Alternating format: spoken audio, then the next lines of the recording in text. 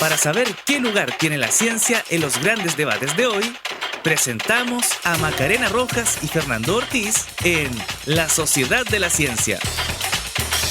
Aquí abordamos el quehacer de la academia y cómo ésta conversa en los distintos espacios de nuestra sociedad.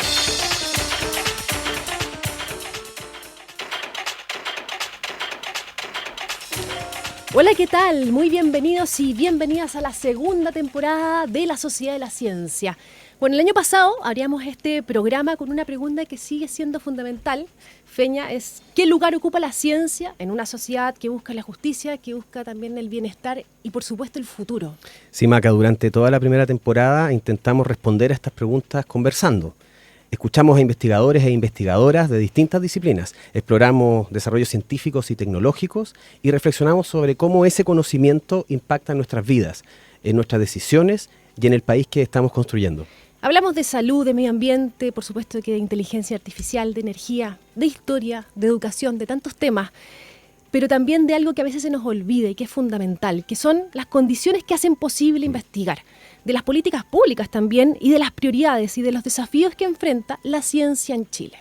Porque la ciencia no ocurre solamente en los laboratorios, en las universidades o en las bibliotecas, se cruza con la sociedad, se cruza con la política, con la economía y con las preguntas más profundas sobre nuestro futuro. Hoy comenzamos una nueva temporada de la Sociedad de la Ciencia y lo hacemos con el mismo espíritu que nos reunió desde el inicio. Seguir preguntando, seguir dialogando y también seguir pensando el país desde el conocimiento. Soy Macarena Rojas Ábalos. Y yo soy Fernando Ortiz. Y así comenzamos la Sociedad de la Ciencia. ¿Qué lugar tiene la ciencia en los grandes debates de hoy? La Sociedad de la Ciencia por la 94.5. Bueno, el día de hoy tenemos dos bloques súper interesantes. Vamos a abrir la temporada con un tema que es relevante, Feña, porque se estima que en Chile alrededor de 80.000 niños podrían sufrir quemaduras al año y siendo el grupo etario más afectado los niños y las niñas entre los 1 y los 4 años. Exactamente, Maca, y la verdad es que se suele pensar que las quemaduras de la infancia se resuelven cuando se cicatriza la piel. Sin embargo, un estudio realizado recientemente por Coaniquem, la Corporación de Ayuda al Niño Quemado, y publicado en la revista especializada Burns, revela que la historia mucho después de la urgencia médica. Exactamente. La investigación analizó 436 pacientes menores de 15 años atendidos en el 2011 y también mostró que 1 de cada 5 niños que sufre una quemadura va a necesitar posteriormente un proceso de rehabilitación debido a las secuelas que estas lesiones pueden dejar evidentemente en la piel, pero además en el movimiento e incluso en el desarrollo del niño. Mira, para entender mejor qué significa todo esto y por qué la profundidad de una quemadura puede marcar diferencias a largo plazo también, hoy conversamos con el doctor Orlando Flores. Orlando es investigador de Coaniquem, es coautor de este estudio y además es director de extensión, docencia, investigación y asuntos internacionales en la misma institución. Orlando, bienvenido, muchas gracias por acompañarnos hoy día. Muchísimas gracias a ustedes, Macarena y Fernando, por recibirnos y tener la posibilidad de conversar un poco sobre este tema que para nosotros es apasionante. Exactamente. Vamos a calentar un poco los motores porque cuando hablamos de quemaduras infantiles normalmente pensamos en estos accidentes que pasan en la casa, ¿no? ¿Qué tan frecuentes son esos tipos de accidentes, esos tipos de lesiones? Ya me vas a corregir, yo lo sé, pero quiero que lo hagas. Sí. Bueno, nosotros en primer lugar, gracias por la introducción. Nosotros no hablamos de accidentes porque no queremos dar la sensación a las familias chilenas de que las lesiones por quemadura son inevitables. En el 99,9% de los casos las lesiones por quemadura se pueden prevenir. Se pueden hacer adecuaciones en el hogar, se pueden hacer adecuaciones en las conductas de los papás, de las mamás, de los seres humanos, de los niños, que logran prevenir estas quemaduras. Por lo tanto, es mejor hablar de lesiones por quemaduras en lugar de accidente. Y son lesiones muy frecuentes. Orlando, perdón, justamente ahí, sobre esa frecuencia, ¿cuáles son las situaciones más comunes donde se observan y cómo podría prevenirla, digamos, en este sentido? Sí, a ver, lamentablemente nosotros tenemos que convivir con líquidos calientes y con objetos calientes, al menos, porque es parte de nuestra vida, necesitamos calentar nuestra casa, necesitamos tomarnos un té, un café. El problema es que los niños, especialmente cuando están en la etapa de desarrollo, entre los 1 y los 4 años, están lógicamente explorando el mundo y no tienen la conciencia de riesgo asociada a esta exploración. Y por lo tanto, estos accidentes son relativamente frecuentes. Cuando yo cada vez que voy a presentar algo, le pregunto a una audiencia que no conoce mucho del tema, le pregunto, levanten la mano los que se quemaron. Todos nos hemos quemado en algún momento. Claro que sí. El asunto es que cuando esa lesión es una lesión superficial y afecta solo la epidermis, que es la capa superficial de la piel, habitualmente no deja ninguna secuela, nos duele mucho, nos ponemos agüita, un cariño de la mamá y se nos pasó. El problema es que en el caso de estas lesiones, cuando estas lesiones superan esa primera capa de la piel, pueden generar secuelas y esas secuelas generan alteraciones funcionales, estéticas y emocionales de las que nos tenemos que hacer cargo.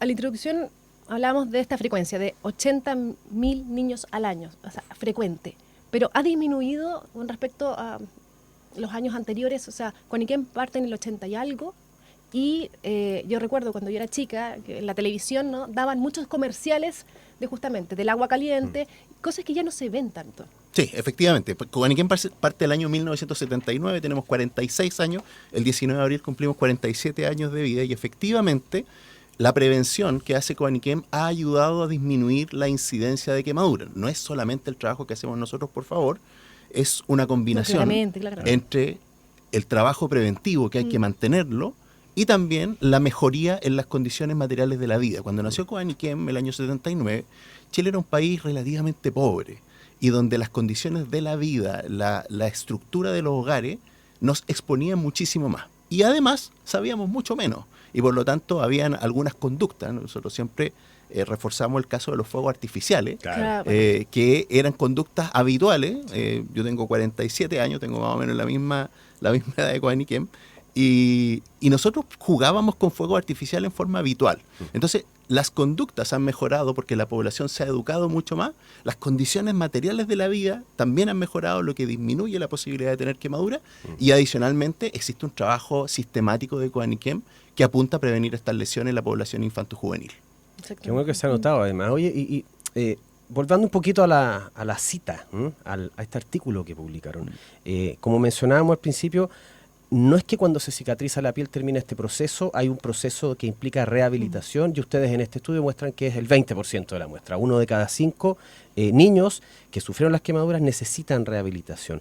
¿Podrías explicarnos un poquito más, desarrollar a qué te refieres con esta rehabilitación? Me imagino que primero es una cuestión de secuela física y luego un tratamiento para los cambios emocionales que puedan estar asociados. Exactamente. Lo primero que podríamos decir, para orientar un poco a la audiencia, es que la piel, cuando se lesiona, naturalmente se repara, ¿cierto? Un proceso natural, todos hemos tenido heridas, la piel se repara, y esa piel que se repara tiene aproximadamente las mismas características que tiene la piel normal, en términos de elasticidad, y por lo tanto eso permite que tenga cierta funcionalidad.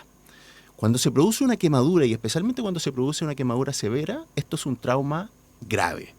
Se produce una discontinuidad de esa barrera que nos protege del mundo exterior, se produce, esto es un poquito técnico, pero extravasación de líquido, hay una respuesta inflamatoria aguda que se mantiene durante mucho tiempo, pero a nivel de la piel se genera el reemplazo de esa piel sana por fibras de colágeno que no tienen el mismo orden y no tienen la misma densidad que la piel normal. Y por lo tanto, la cicatriz patológica, cicatriz hipertrófica, genera una elasticidad totalmente distinta y que en el caso de los niños impide el correcto crecimiento. Imagínense ustedes lo más común del mundo para nosotros. 30% de los niños que nosotros recibimos con lesiones por quemadura se queman la mano. Es natural porque están explorando. Claro. Esa mano, una mano de un niño de un pequeñito de 2 años, tiene la superficie de la palma quemada. Esa piel necrótica, muerta, hay que retirarla. Hay que poner un injerto. Cicatriza, perfecto. Pero cuando el niño, en lugar de tener 2 años, tiene 4 años, esa mano creció muchísimo. Y la cicatriz no acompaña ese crecimiento. Y por lo tanto se va volviendo una mano en garra que le impide hacer el funcionamiento normal, ir al colegio, tomar el lápiz, etcétera, etcétera, etcétera. Y esto adicionalmente a la parte física que deriva en complicaciones funcionales, también genera en los niños problemas de ansiedad, de estrés, de autopercepción, que también tenemos que preocuparnos de ello. Entonces, Coaniquem lo que hace es ofrecer en forma 100% gratuita un tratamiento que tanto de la parte física como también de la parte emocional de la parte social, porque tienen que reintegrarse a la sociedad, y también de la parte espiritual, porque muchas veces también esa parte también es compleja. Y todo esto con equipos multidisciplinarios, por supuesto, psicólogos, 17 especialidades entre médicas y profesionales asociados al área de salud, un colegio hospitalario para que no pierdan clase los niños que tienen las lesiones más severas, un hogar, casa abierta le llamamos nosotros, para que los niños que son de fuera de Santiago, incluso fuera del país, puedan quedarse a un costo cero también, porque también es importante decirlo, lamentablemente las quemaduras se distribuyen desproporcionadamente en los hogares más humildes. Y por eso esto también, desde el punto de vista de Comuniquem, tiene un imperativo ético. Claro. Nosotros tenemos que ofrecerle a esos niños que tienen menos posibilidades económicas el mismo tratamiento, el mejor tratamiento posible, tal y como si tuvieran todos los medios del mundo para poder resolver el problema. Cuando hablas de esta rehabilitación, ¿no? Uno puede pensar que ya, como tú mencionas, la piel cicatriza, ¿no es cierto? Ya no se nos ve la herida y nos vamos.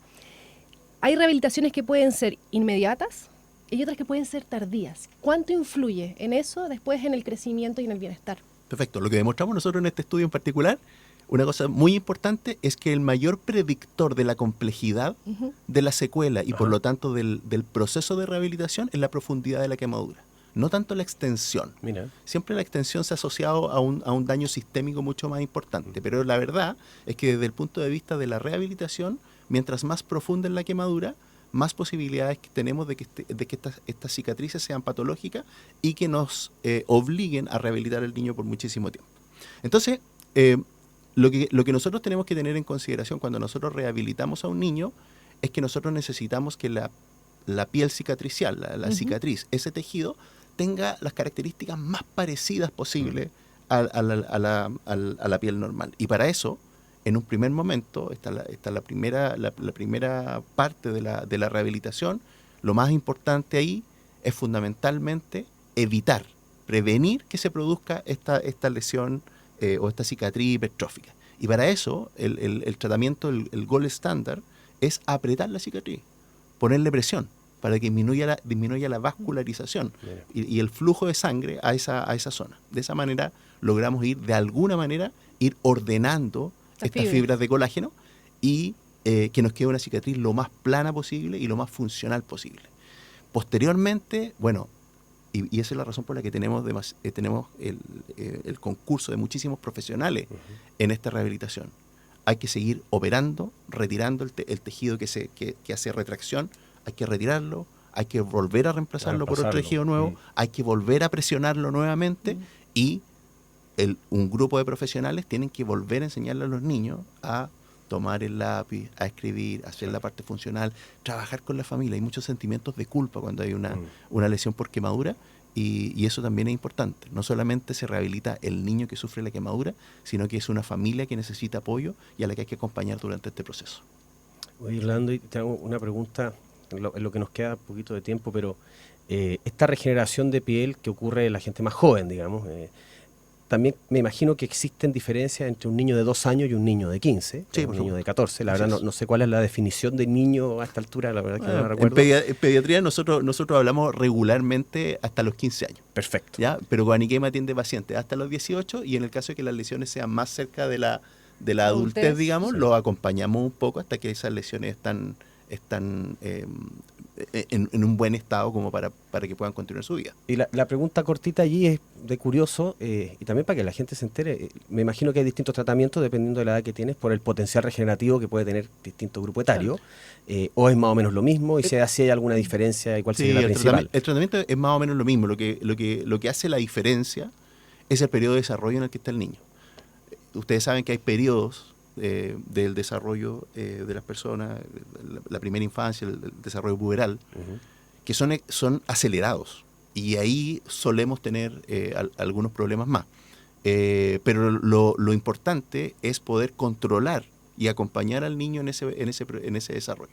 Esa es la razón por la que en nuestro estudio nosotros, primero, demostramos que al menos 1/3 de todos los niños que requieren rehabilitación la van a requerir por más de un año. Y hay algunos pacientes, piensen, estos pacientes que nosotros seguimos, ingresaron en el año 2011, o sea, se quemaron en el año 2011. Y hay un grupo de ellos que hasta el día de hoy todavía están recibiendo tratamiento en Comuniquem. Entonces, quizá otra cosa que es importante es, de alguna manera, destacar que una lesión que puede parecer bastante pequeña, bastante inofensiva, puede generar requerimientos de rehabilitación bastante sostenidos en el tiempo, y eso, por supuesto, es un desafío para los sistemas sanitarios, es un desafío para las familias y es un desafío, por supuesto, para nosotros que aspiramos a proveer de ese acompañamiento a los pacientes. Cortito, mencionaste que era más complejo a más temprana edad. ¿Por Sí, qué? porque el niño va creciendo. No es, quizás Porque no uno es... pensaría que sí. se regenera más rápido, ¿no? Sí, pero no, la piel efectivamente es un poco como tú dices, no hay una asociación directa entre la complejidad y la edad, no es así.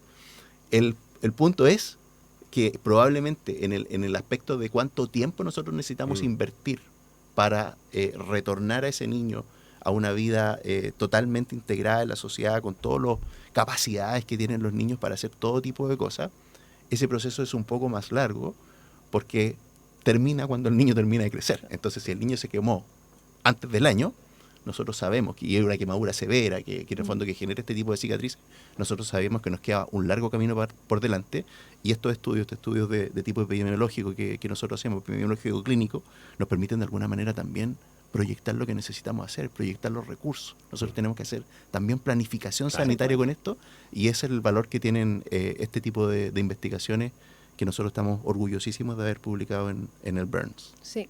Solamente para cerrar, Sí. es súper interesante que fundaciones como Coaniquem hagan investigación, porque esta evidencia sirve para poder hacer política pública, entre otras cosas, ¿no es cierto? Tremendamente relevante.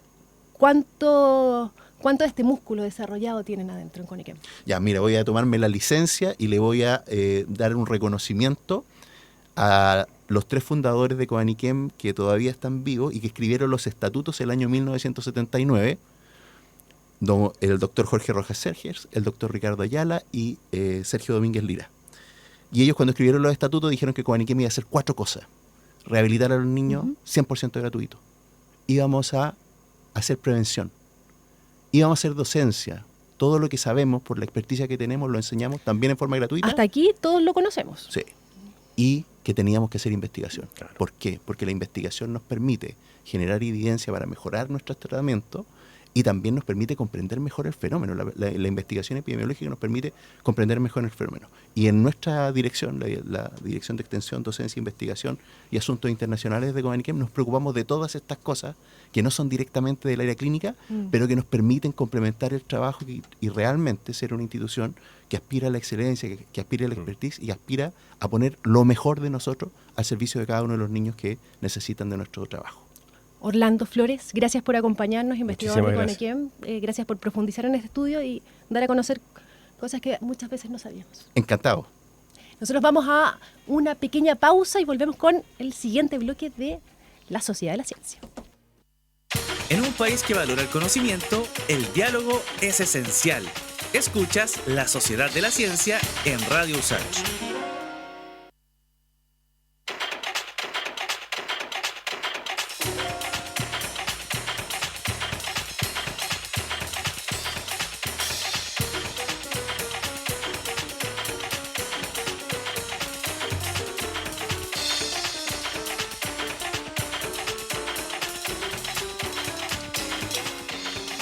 Regresamos a este segundo bloque de La Sociedad de la Ciencia para conversar sobre un tema que en los últimos años sí ha ido ganando cada vez más espacio en el debate público, pero también en las políticas científicas, que es la participación y el liderazgo de mujeres en la ciencia.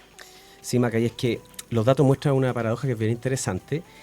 Según el informe de brechas de género en educación superior del 2024, las mujeres representan más del 50% de las matrículas en las universidades de nuestro país, pero cuando vamos a mirar las áreas STEM, es decir, ciencia, tecnología, ingeniería y matemáticas, esa cifra baja a solo un 20%.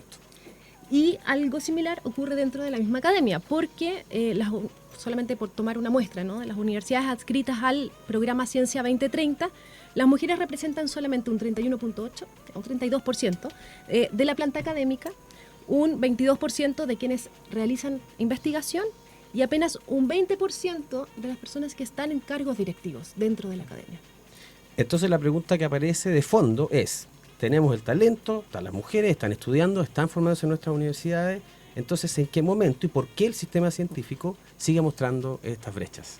Para eso queremos conversar con nuestras invitadas que ya se encuentran en el estudio, nos están acompañando. Damos la bienvenida a Dora Albir. Ella es doctora en física, es académica con una destacada trayectoria científica, es Premio Nacional de Ciencias Exactas 2019 y también directora del Centro de Desarrollo de la Nanociencia y la Nanotecnología, CEDENA. Bienvenida. Muchas gracias, Macarena. Y junto ahora nos acompaña Evelyn Cordero. Evelyn es doctora en neurociencias, es educadora, directora ejecutiva también de la Fundación Arrebol. Muchas gracias por acompañarnos. Muchas gracias por la invitación.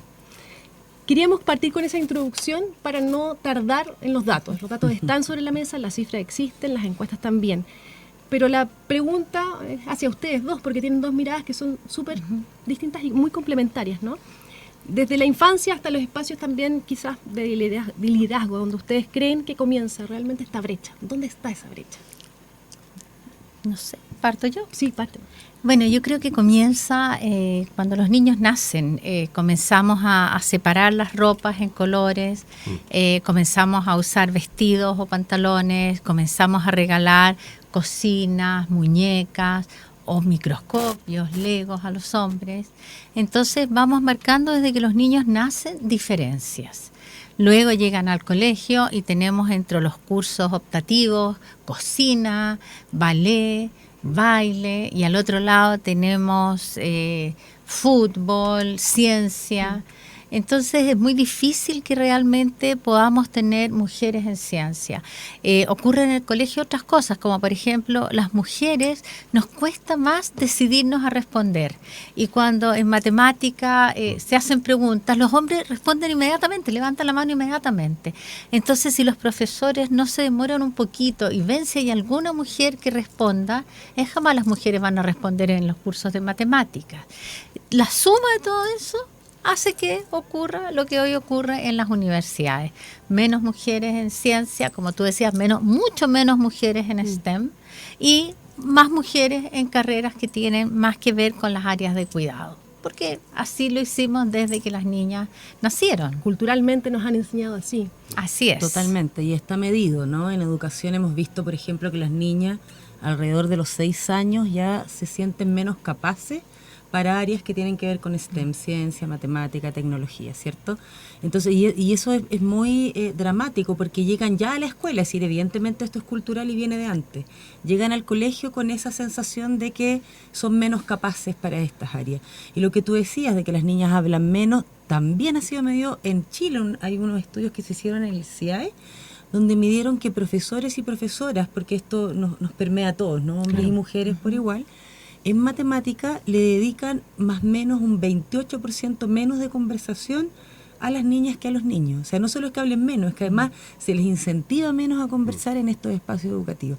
Entonces, claro, ¿cómo vamos a nivelar la brecha si parte desde la cuna y no nos estamos haciendo lo suficientemente cargo?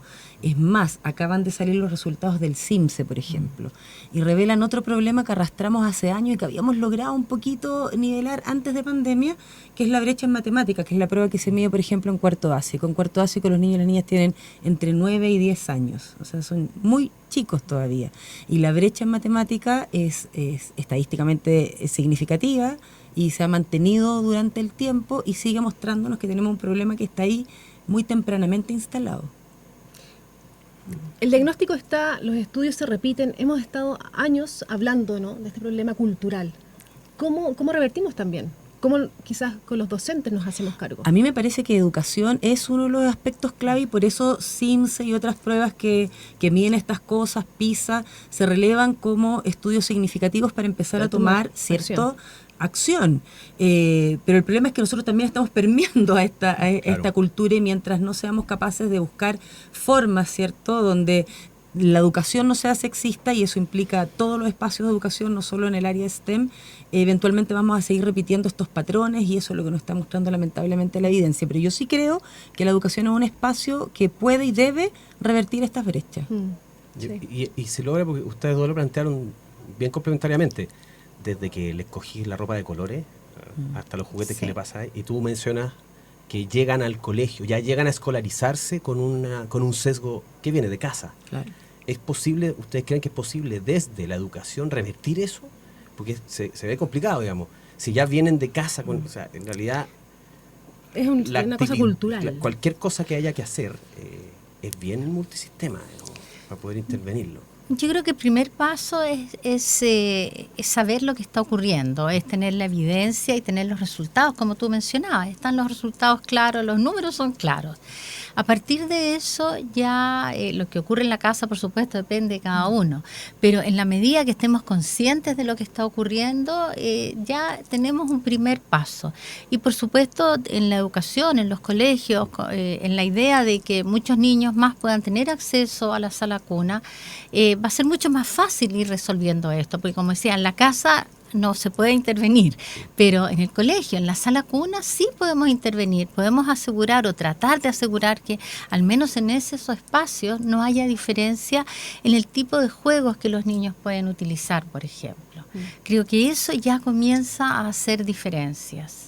Totalmente de acuerdo. Es tan impresionante el tema del juego que en la escuela, por ejemplo, hay estudios que muestran cómo el patio se ve monopolizado por el fútbol, y hay hay imágenes que son impactantes que te muestran que las niñas se sitúan alrededor del patio en situaciones que son más bien de conversación, que es esperable para las niñas, ¿no? Y los niños juegan y gastan toda su energía en el centro del patio y sobre todo al fútbol. Es decir, y eso también se aprendió antes. Entonces, mientras antes se intervengan los espacios, estoy súper de acuerdo con sala cuna temprana y también con información para que también desde la familia se vayan tomando decisiones distintas, porque efectivamente si seguimos dándole ciertas oportunidades a los niños en desmedro de las niñas y viceversa, vamos a desarrollar habilidades distintas. Los niños, por una parte, no van a estar desarrollando las habilidades de cuidado que también requieren, sí, y las niñas van a dejar de desarrollar habilidades, no sé, visoespaciales, porque están jugando con Lego, no están apuntándole al arco, en fin, ese es un desmedro para ambos en el fondo. Me gustaría avanzar un poquito en el desarrollo, ¿no?, de la persona y involucrarnos ya en la universidad, en el territorio más académico. Y me gustaría tomar tu experiencia, Dora, porque lideras un centro de investigación que es más o menos grande. Y me gustaría saber qué barreras estructurales siguen enfrentando las mujeres en la carrera científica. A lo largo de tu trayectoria, ¿qué has visto? Bueno, varias barreras. Una es una barrera autoimpuesta y tiene que ver con las dificultades que a veces sentimos las mujeres que tenemos para postular a una jerarquía superior. Las mujeres nos cuesta mucho reconocernos a nosotras mismas y por eso cuando llega el momento en que ya cumplimos los requisitos para postular una jerarquía superior, nos cuesta mucho hacerlo. ¿Y qué resulta de esto? Bueno, que en general en las universidades del CRUCH, como tú mencionabas, menos del 25% de las mujeres, de los titulares, de los profesores titulares, son mujeres. ¿Por qué? No significa que no haya mujeres que tengan las capacidades de ser profesoras titulares, sino que también cuesta algunas veces que postulemos, nos cuesta decidirnos a postular. Otra brecha tiene que ver con la gestión. No necesariamente en los cargos, en las posiciones más altas, como tú mencionabas, en las posiciones más altas hay una presencia mucho mayor de hombres, pero en las posiciones intermedias, en las secretarías de carrera, en general esas tareas cuesta mucho más que los hombres las asuman y entonces las autoridades universitarias las relegan a las mujeres. Entonces las mujeres tienen normalmente una carga de trabajo de segunda línea o de tercera línea mucho mayor que la que tienen los hombres. Entonces, si uno suma las horas extra de cuidado más las horas extra de tareas administrativas, bueno, es difícil competir en investigación, por ejemplo, en iguales condiciones. Ahora, ¿qué haces para competir? Bueno, tienes que quitarle horas al descanso, al sueño y a la vida familiar, porque el día tiene 24 horas para los hombres y para las mujeres. Sí. Nos dicen que son las mismas 24 horas, pero claramente... No, de hecho, lo que tú planteas sobre el cuidado es justamente donde también se van los números. Además, más allá de tener o no tener hijos, en nuestro país el cuidado de cualquier tipo está relegado a la mujer. Sí, así es. Oye, Evelyn, y justo a la misma pregunta que tiene que ver con liderazgos femeninos, tú eres parte del directorio de la Sociedad Chilena de Neurociencias y la pregunta para ti en mi cabeza es si esto pasa de la misma manera en las sociedades científicas, es permeable para cualquier organización, estas brechas, o tú ves que al menos en ciertos mundos esto se ha ido acortando, la conversación existe, está sobre la mesa. La conversación está sobre la mesa, eso ya es un avance, ¿no? Pero no necesariamente se han ido acortando las brechas. tiene que ver con lo mismo, ¿no? Con estas barreras que están ahí y que no necesariamente se han soslayado, y las sociedades también se mantienen, son menos las mujeres en los directorios que los hombres, ¿cierto? Y cuando uno va a mirar un poco qué pasa también en los espacios donde discutimos de ciencia, en los congresos, en las conferencias, esto también se repite. Hay menos conferencias de mujeres que de hombres, hay menos premios, por ejemplo, menos espacio para la premiación o la invitación de mujeres que de hombres. Estaba leyendo un estudio de la revista Llama que muy interesante porque mostraba lo que pasaba en sociedades médicas, donde ahí está un poco más equilibrado el tema del género, y sin embargo, en las exposiciones, 30% de las mujeres apenas aparecían, ¿no? Y lo más interesante que tiene que ver con lo que hablaba al comienzo, que cuando se consulta en estos espacios de divulgación y de conocimiento, los hombres consultan, están al doble, ¿no? 2-1 respecto a las mujeres. Y en todas partes, lo que vayas a mirar, la brecha está súper presente y es bastante dramática. Las sociedades no son la excepción. Es un poco abrumador, la verdad, pero es real, es lo que enfrentamos. ¿Y qué cambia? Ambas lideran, ¿no? Tú lideras un centro de investigación muy potente, tú lideras una fundación que tú misma creaste también, con un propósito muy también ligado a esto. Claro. ¿Qué cambia cuando las instituciones son lideradas por mujeres? ¿Cuál es la experiencia de ustedes? Yo creo que cambia, las mujeres aportan diversidad, aportan una mirada distinta. Y eso hace que las soluciones, los proyectos, los procesos sean mucho más ricos. Cuando tú incorporas en el diseño de una solución miradas distintas, miradas de hombres y miradas de mujeres, por supuesto que la solución va a ser mucho más adecuada para todos. También creo que el hecho de que una mujer lidere es muy relevante para otras mujeres, sobre todo para mujeres jóvenes, porque ven que están las posibilidades y están los ejemplos de mujeres que tienen la capacidad de liderar y han tenido la fuerza para llegar hasta ese punto, porque creo que para las mujeres es un poco más difícil llegar a liderar. Como te decía, por un lado están los temas de las 24 horas, pero por otro lado también yo creo que hay otras razones. Por ejemplo, cuando tú quieres postular a un cargo académico en la categoría, en la jerarquía más baja, tú vienes desde el postdoc o desde el doctorado. Y en el doctorado ya puedes tener padres mayores que has tenido que cuidar o has tenido hijos eventualmente en muchos casos, y puede que tu productividad no sea la misma. Entonces tú llegas a competir en un cargo y llegas eventualmente con una productividad un poquito menor. Y entonces no estás compitiendo en las mismas condiciones. Entonces cuando una universidad elige a alguien, normalmente hay una contabilidad de artículos. Cuando tú postulas a la ANIT, también hay una contabilidad de artículos. Entonces es muy difícil comenzar y es muy difícil crecer.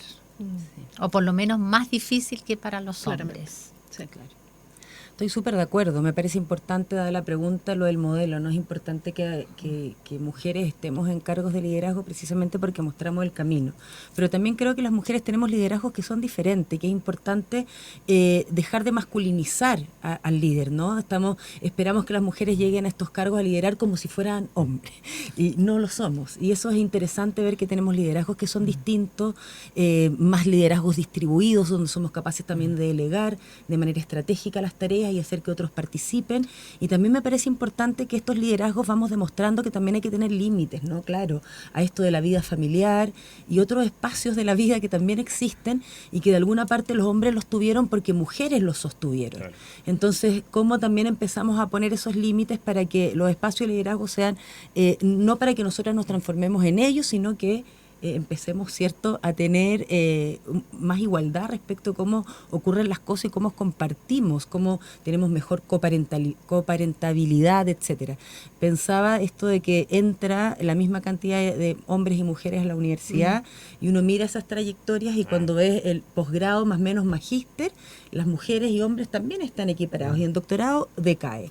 Y tú miras la edad y es la edad en que las mujeres comienzan a maternar, ¿no? Entonces, incluso en esos niveles que tú dices, tal vez hay más educación, se dan estas conversaciones de coparentalidad, ocurre el fenómeno. Entonces, creo que además de que estemos en espacios de poder, tenemos que pensar en liderazgos diferentes. Sí, yo creo que una de las claves que tú mencionas es esta diversidad, porque Llevamos tantos años con un solo modelo, que esto que es tan obvio parece ser diverso, ¿te das cuenta? Pero en verdad siempre estaba ahí, no se escuchaba. Me quedo con una cosa que mencionabas pensando en los mecanismos institucionales que ya existen, algunos más o menos. ¿Cuál es la visión de ustedes respecto a esos mecanismos que tratan de abordar esta brecha? Por ejemplo, el caso puntual de los artículos científicos. ANID dice ya, entonces les vamos a dar un año más. Yo no voy a opinar si eso es suficiente o no. Yo aquí no voy a opinar sobre los mecanismos que tiene ANID para cualquier cosa. Simplemente lo planteo. Ellos proponen algo. ¿Funciona o no funciona estos mecanismos, en su opinión? No sabemos. Yo creo que nos ha faltado suficiente análisis para ver si algunas de las propuestas son acertadas o no.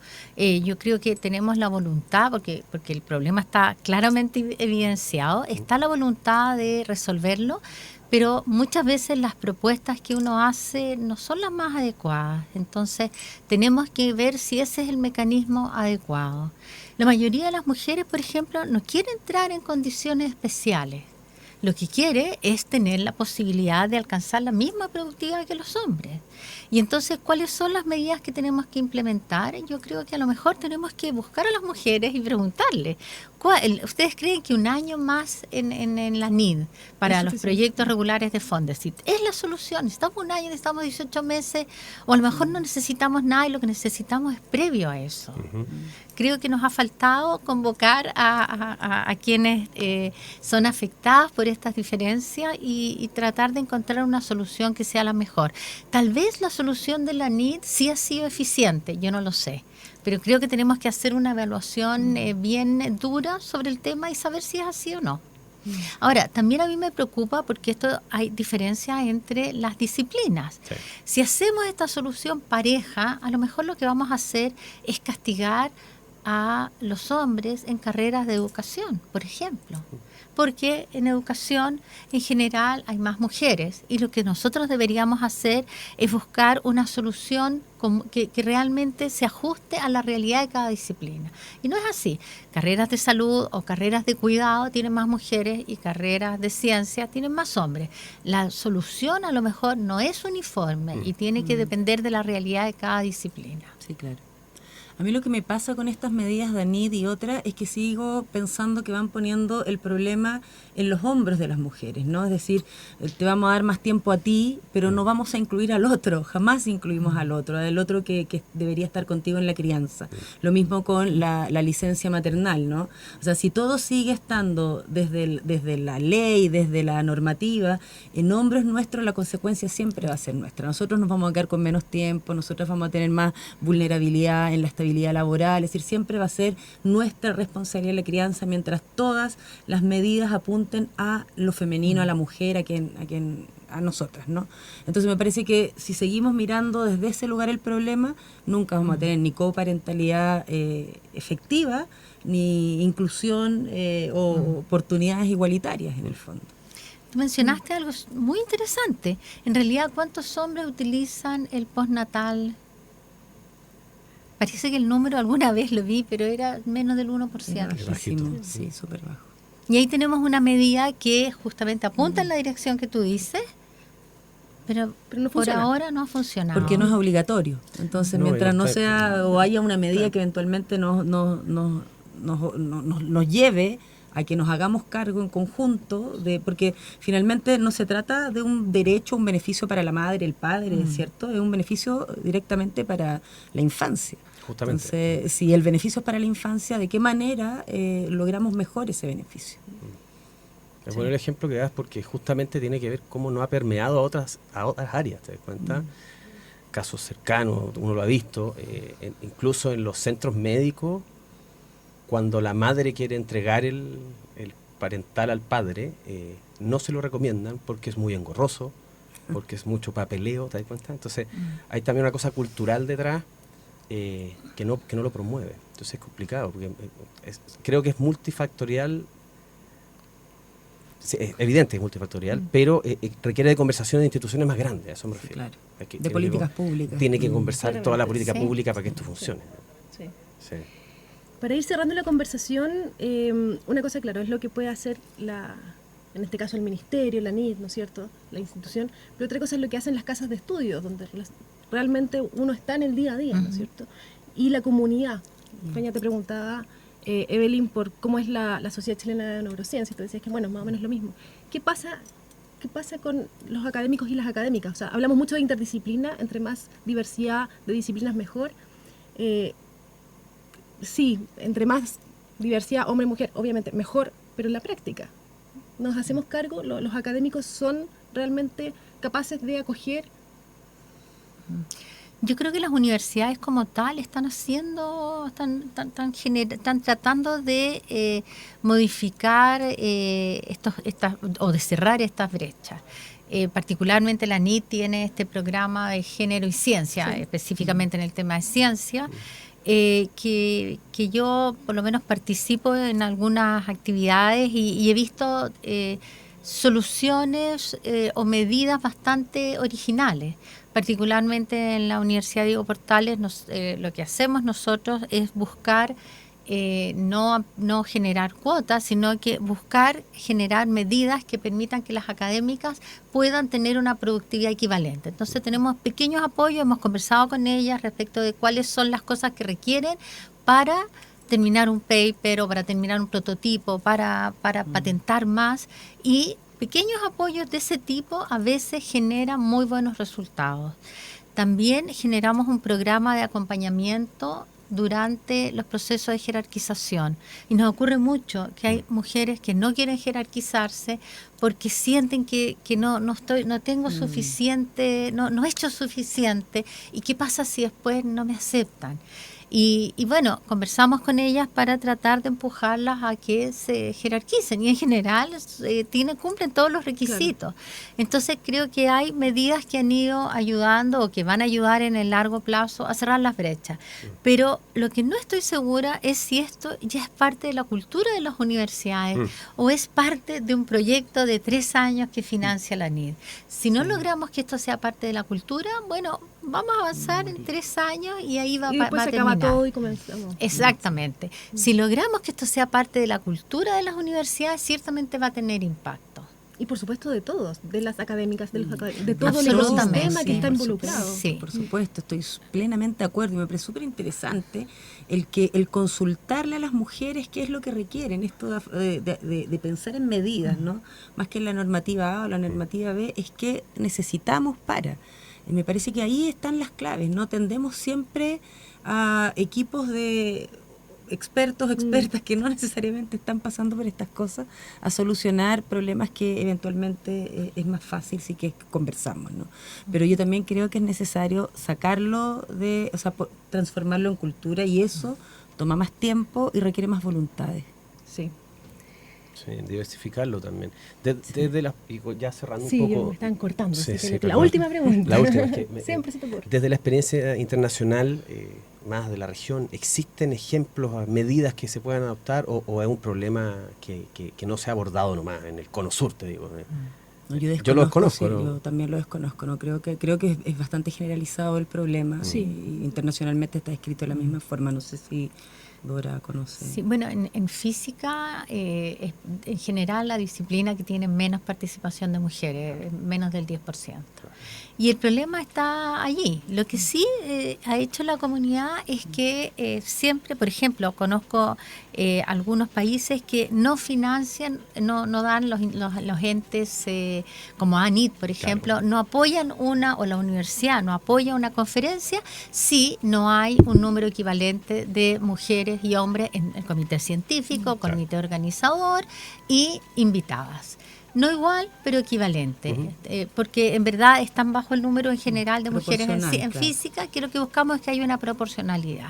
Y antiguamente las mujeres estábamos siempre en el comité organizador, nunca en el científico. Sí. Bueno, ahora se está pidiendo que estemos equitativamente representadas en todos los espacios.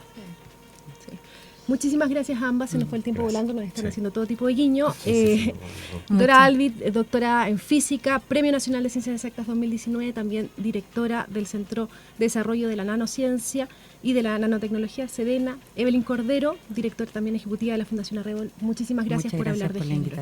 Muchas gracias a ustedes. Gracias por venir. Nosotros vamos cerrando rápidamente el primer capítulo de la segunda temporada de La Sociedad de la Ciencia. Nos vemos todos los viernes de 13 a 14 horas y también nos escuchamos también por todas las plataformas digitales de la Radio Sánchez. Hasta la próxima semana. Chao. Chao.